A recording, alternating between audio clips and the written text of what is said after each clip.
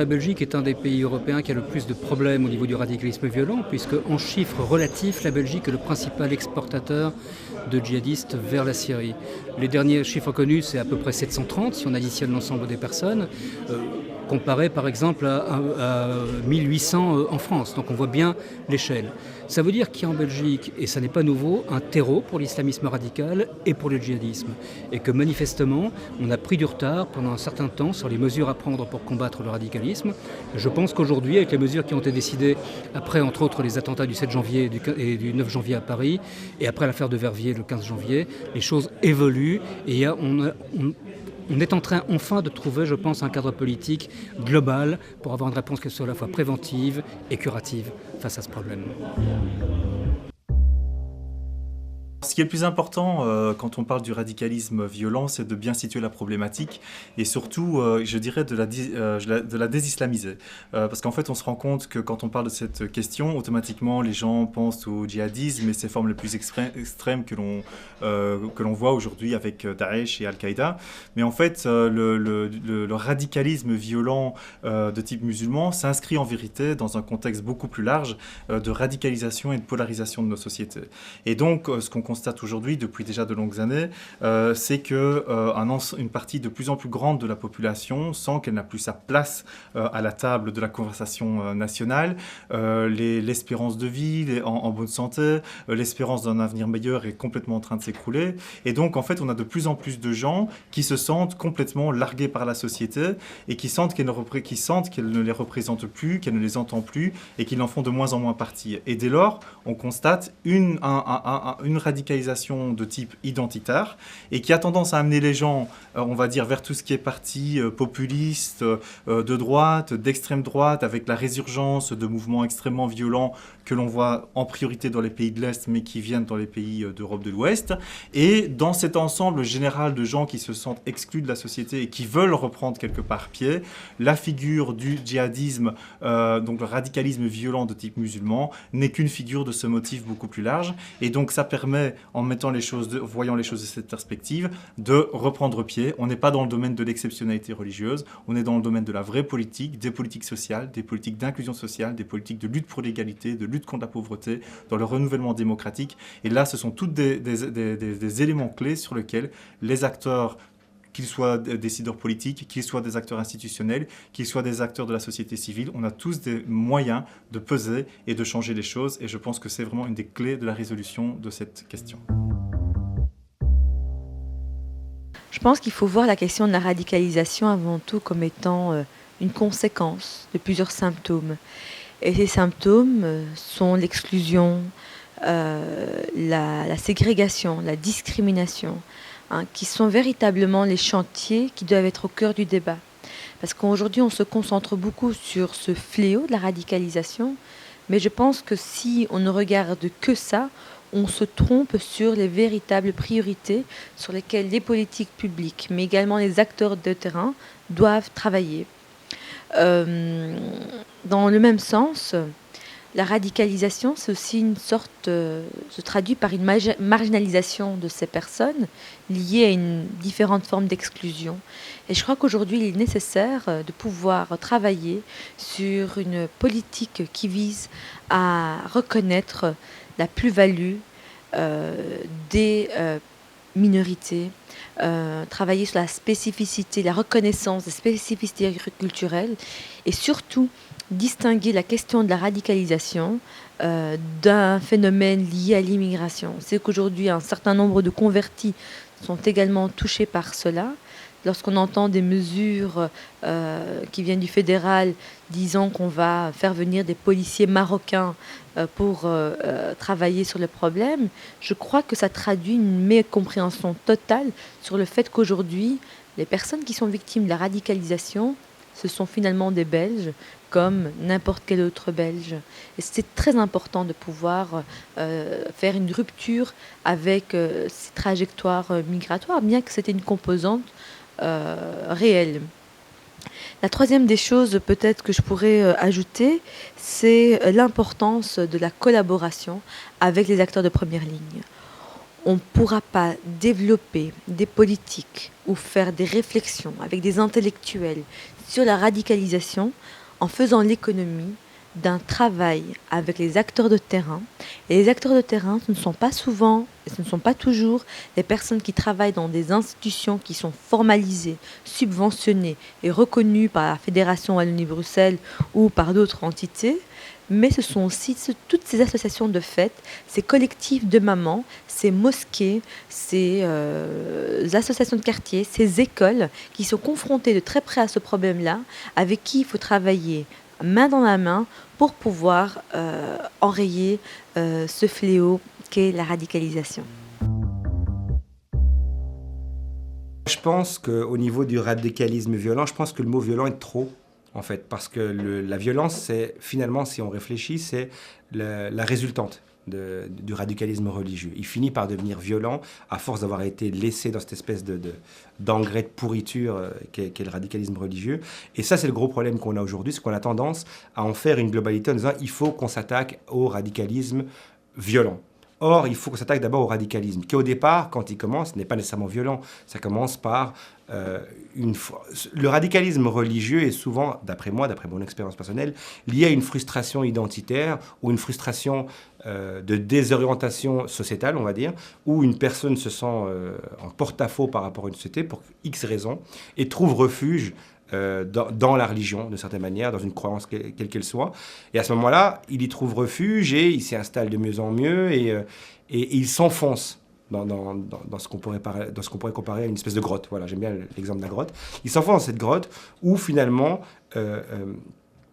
la seule protection qu'il trouve par rapport au monde extérieur, c'est de se radicaliser. C'est de s'enfermer avec des gens qu'il connaît, d'avoir des idées très fortes qui sont « les autres ne sont pas comme moi, ils me veulent du mal, ils veulent me tuer, donc je les tue moi avant qu'ils me tuent ». Là, je schématise exprès. Mais donc la violence de ce phénomène, du radicalisme, c'est une résultante. C'est ce qui arrive en fin de parcours, c'est la fin de l'équation. Aujourd'hui, on découvre ça en disant « merde, il faut essayer d'attaquer le radicalisme violent ». Donc je crois qu'il faut trouver une solution pour éradiquer le radicalisme religieux, non religieux aussi parfois, mais là on parle du religieux surtout, le radicalisme religieux à la source. Et la source, elle est là. La source, elle dit qu'il y a des zones de non-droit, des endroits où on peut apprendre n'importe quoi à un gosse, à un ado, à un adulte en perte de repère ou en rupture sociale. C'est de là que découle la violence. Car pas à pas, on vous éloigne, comme une secte, pas à pas on vous éloigne, pas à pas on vous isole. On vous fait peur des autres, vous avez peur des autres parce qu'ils sont de plus en plus différents, vu que vous êtes de plus en plus isolés, vous avez peur d'eux, vous commencez à les haïr, c'est l'équation, et une fois que vous commencez à les haïr, vous passez directement à la violence, et c'est ce qui fait qu'on peut passer assez rapidement finalement du radicalisme simple au radicalisme violent.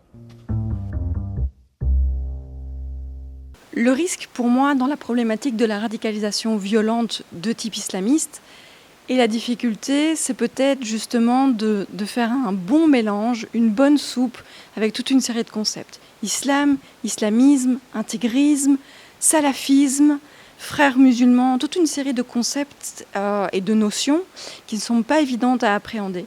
Et donc le message que j'aurais envie de faire passer aujourd'hui, c'est vraiment la nécessité. Pour les personnes qui vont se retrouver en première ligne, à devoir démêler les choses, justement à être formées sur toutes ces notions et à pouvoir bien différencier ce qui relève de l'islam mainstream, de l'islam général tel qu'il est vécu par la majorité des musulmans en Belgique, et puis les visions plus politiques, l'islamisme politique, et puis aussi avec une vision plus conservatrice au niveau religieux, donc le salafisme et tout ça. Et donc de bien faire comprendre que le salafisme en lui-même ne pose pas forcément problème, que l'islamisme en lui-même, il y a des courants, l'islamisme politique, il y a des courants en son sein qui aujourd'hui se sont convertis au jeu démocratique, qui respectent le jeu démocratique et donc l'usage des lois, que donc tout ça n'est pas forcément problématique. C'est bien le mélange entre une vision conservatrice, rigoriste, sur le point de vue religieux et un militantisme politique tout à fait particulier qui légitime le recours à la violence, c'est ce cocktail-là précis qui pose véritablement problème. Et c'est pas évident de pouvoir sur le terrain démêler les choses et de pouvoir situer, donc d'avoir les bonnes clés de lecture, les bonnes clés de compréhension qui permettent de dire, ok, ce jeune-là ou cet individu-là, il est à cet embranchement-là du processus, ou il n'est pas là, il est dans autre chose. Et donc c'est une thématique difficile pour ces raisons-là. Depuis 2012, j'observe. Je suis un groupe de jeunes belges, bruxellois, qui, selon moi, sont engagés dans un processus de radicalisation à portée violente. Ce que je peux livrer dans cette interview comme fruit de mes recherches, c'est que je considère que la radicalisation violente et d'inspiration islamique est le résultat de la combinaison de 3 sphères. Une sphère identitaire, une dimension sociopolitique et une dimension géopolitique, et enfin une dimension religieuse. Donc la dimension religieuse n'est qu'une dimension parmi d'autres. Je pose le postulat que les dimensions identitaires et religieuses sont déterminantes, mais que les 2 autres dimensions sont importantes. Il y a interaction entre ces 4 paramètres, ces 4 sphères-là, qui donnent une pluralité de profils, une infinité de profils. Ce que je reproche à certains, dont certains qui sont présents aujourd'hui, c'est qu'il y a une surestimation de la dimension religieuse et une sous-estimation des 3 autres paramètres. Alors, dans la dimension religieuse, donc j'ai pas le temps de tout détailler en 2-3 minutes, mais dans la dimension religieuse, il y a une double rupture également. Donc moi, je parle de double rupture. Donc l'engagement dans ce processus-là nécessite une double rupture sur le plan identitaire et religieux. Mais sur le côté religieux, il y a également 2 ruptures qui s'opèrent. La première avec ce que j'appelle le monde institutionnalisé de l'islam, donc les institutions officielles de l'islam, donc les mosquées, les associations connues et reconnues, et puis donc toutes ces associations qui luttent contre la discrimination et tout ça. Ça, c'est ce que j'appelle le monde institutionnalisé de l'islam, formel, connu, reconnu. Puis, il y a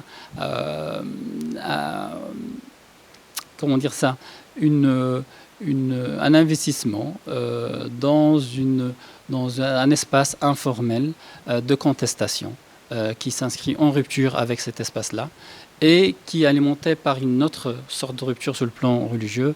Et celle-là, c'est sur le plan idéologique. Donc une combinaison entre hybridation, entre un courant particulier qui a émergé des frères musulmans, qui est le qutbisme, donc en référence à Sayyid Qutb, une histoire particulière pour laquelle il faudra une trentaine de minutes à détailler, et le wahhabisme. Donc il y a une combinaison entre le wahhabisme et le qutbisme qui a donné les prémices de cette contestation. Et donc on a en fait une contestation de l'ordre social et politique en Belgique, mais la même chose s'opère ailleurs, avec un vocabulaire religieux. Donc on a 3 dimensions qui sont là, qui servent de bouillon de culture, qui alimentent le stress identitaire, l'inconfort moral. L'inconfort moral, c'est toutes ces expériences, mauvaises expériences avec le système, donc avec la justice, avec les institutions, avec la société en général, la discrimination et autres, qui génère un état d'inconfort chez les personnes. Tout cela fait la rencontre d'un discours, donc de façon active ou passive. C'est-à-dire qu'on va vers ce discours-là, on fait l'effort de le chercher, ou bien on est recruté, pour utiliser un terme très simple, sur les réseaux sociaux, etc. Mon éclairage, il sera plutôt de l'ordre de l'analyse médiatique. C'est vrai que je me suis un peu penché sur la question de la manière dont Daesh, notamment, mettait en place des actions de marketing assez neufs pour elle, dans les réseaux sociaux notamment. Et c'est vrai qu'on est parti de l'idée que les réseaux sociaux allaient quelque part spontanément nous amener vers plus de paix, plus de béatitude, plus d'amitié entre les peuples, suite notamment aux révolutions arabes, notamment en Tunisie. Et on se rend compte aujourd'hui que les réseaux sociaux peuvent servir de bien plus funestes desseins. Alors, pour établir un point de comparaison, partons en fait de ce qui s'est passé avec Al-Qaïda. Avec Al-Qaïda, on avait déjà du radicalisme religieux, bien entendu, mais c'était le premier usage massif des médias pour servir une telle cause. Et Al-Qaïda avait une espèce de marketing pyramidal. Al-Qaïda se servait de Al Jazeera, envoyait ses messages dans cette chaîne de télévision pour être rediffusés de façon pyramidale à la base de ses adeptes. Al-Qaïda recrutait aussi en utilisant cette façon de faire et surtout en formant un personnel militaire chez elle pour pouvoir les envoyer téléguidés sur les terrains d'opérations occidentaux. Avec Daesh, on a quelque chose de totalement neuf. On a en fait un message qui est global, qui est systémique, qui est envoyé à un certain nombre de ses adeptes, mais pas seulement. Daesh produit des messages qui sont certes destinés au recrutement, mais aussi qui poussent éventuellement à la désertion dans le camp d'en face, et sert également aussi à récolter de l'argent via les réseaux sociaux. Alors, ce qu'il y a de particulier, c'est que le message ne vient pas d'en haut. C'est en fait une certaine jeunesse qui est abreuvée d'émissions de télé-réalité, qui est abreuvée de films d'horreur, qui produit elle-même des messages dans la continuité du message de Daesh. Et donc on a parfois des scènes de décapitation qui ressemblent à des films d'horreur qui sont diffusés sur YouTube, et à partir du moment où elles sont diffusées sur YouTube, elles gagnent en crédibilité, contrairement au message, je dirais, officiel d'Al-Qaïda. Alors, dès lors, c'est une certaine jeunesse qui produit ces messages et qui utilise aussi tous les poncifs remarqués déjà dans les réseaux sociaux. Ce sont des jeunes qui, dans leur compte Facebook, procèdent à la fois au recrutement d'autres jeunes, mais également mettent des images de lolcats, ces fameux petits chats qui font des bêtises, qui montrent des images d'eux-mêmes dans une piscine à quelques kilomètres des lignes de front. Bref, on a un message qui est produit par une jeunesse dont on ne peut pas dire, a priori, qu'elle soit spontanément radicalisée, dont on peut dire qu'elle soit formée à ça. On peut parler, à propos du marketing de Daesh, d'une espèce d'intelligence collective. Des jeunes radicalisés, il n'y en a pas des milliers non plus en Belgique. Il faut quand même remettre tout ça dans un contexte général. Je pense qu'on a beaucoup de jeunes de confession musulmane qui sont qui s'estiment et qui sont, selon mon point de vue, relativement maltraités par l'institution scolaire, par la police, par des situations socio-économiques déplorables, détestables, manque d'emploi, etc. Un habitat parfois en mauvais état. Donc il y a beaucoup de raisons pour lesquelles il y a un ressenti négatif par rapport à la société. Et c'est vrai qu'il suffit dans ces cas-là d'une étincelle. Il suffit d'une proposition. Alors ici en l'occurrence, c'est une proposition religieuse. Et on sait que le recours à la religion dans des situations de crise et de difficulté est assez fréquente. Ici avec une option en plus très radicale, très intègre, très intégriste. C'est vrai que quand on est en difficulté, on part assez facilement pour ce genre de choses-là. C'est clair que moi je fais bien évidemment l'absence dramatique pour moi d'un discours clair, un discours public et politique clair sur ce qui se passe n'aide pas. Aujourd'hui, je pense qu'il faudrait pouvoir désigner notre ennemi commun, dire qui sont les personnes que l'on veut combattre, et je pense qu'il faut arrêter même de parler de salafistes ou de musulmans ou de dérives islamiques ou islamistes. Il faut arrêter de parler d'islam, ce n'est pas de l'islam, c'est du terrorisme. Et je pense que les adolescents, évidemment, et les jeunes sont sensibles au fait que, justement, en l'absence d'un discours clair, ils entendent des discours qui, eux, sont très clairs en disant « venez nous rejoindre, nous vous promettons une série de choses et nous vous garantissons une série de choses ». Voilà, et donc je pense que le discours, quand je dis un discours public clair, c'est ne plus parler d'État islamique, ne parler de Daesh, ne plus faire référence au salafisme, parce qu'on connaît beaucoup de salafistes qui ont une conduite irréprochable. Je veux dire, ce sont des personnes qui ont une conception de la religion sans doute assez archaïque, peut-être un peu dépassée par rapport à notre époque et par rapport à notre siècle, mais qui sont non violents et qui professent des idées tout à fait acceptables, selon moi, dans nos sociétés. De là à dire qu'il n'y a pas de porosité entre les salafistes piétistes ou quiétistes et les salafistes djihadistes, takfiristes, c'est évidemment, il y a une certaine porosité, mais elle est très très limitée. Donc en gros, je dirais, on est dans des problèmes d'adolescence, on a des problèmes de jeunesse, des problèmes sociaux, sur lesquels se greffe une question religieuse. Et je rappelle toujours que dans toutes les civilisations, dans toutes les époques, chaque fois que chaque individu avait un avenir potentiel, avait une proposition d'avenir relativement épanouie, les religions tiennent la niche. C'est quand les sociétés sont en crise que les religions prennent beaucoup d'essor et avec les dérives qu'on peut regretter aujourd'hui. Le premier élément que je voudrais souligner, c'est qu'il est important de replacer le radicalisme qu'on connaît aujourd'hui et qui est principalement islamique dans l'histoire des radicalismes qui ont traversé l'Europe depuis 2 siècles, que ce soit celui des anarchistes russes du début du 19e, que ce soit celui de l'extrême gauche ou de l'extrême droite dans les années 80 du 20e siècle. Chaque fois, 2 éléments sont présents. C'est à la fois, du point de vue personnel, un sentiment d'humiliation ou d'oppression ou d'incapacité à pouvoir se réaliser. Et du point de vue objectif, c'est des conditions extérieures qui font qu'on a une cause à défendre. Dans le cas présent, c'est-à-dire dans le cas du radicalisme islamique en particulier, les éléments de discrimination et les éléments d'humiliation sont très présents dans le discours qu'on tient systématiquement aux musulmans dans nos sociétés. Et la cause à défendre, elle est en partie fantasmatique évidemment, mais elle s'inscrit dans le rapport extrêmement partial des pays occidentaux, des États-Unis et des pays européens, à l'égard du conflit israélo-palestinien notamment. Et tant qu'on est dans cette partialité, c'est-à-dire tant que les pays européens et les États-Unis soutiennent ouvertement un État qu'il faut bien qualifier d'État voyou, c'est-à-dire un État qui est à la fois colonialiste et raciste, tant qu'ils n'interviennent pas de manière plus rigoureuse pour défendre la cause palestinienne, il y aura toujours cet idéal fantasmatique de combattre pour le bien.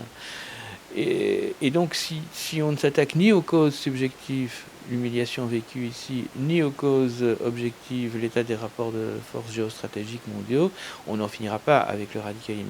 Bien sûr, les mesures policières, elles sont utiles, nécessaires, mais elles ne suffiront jamais.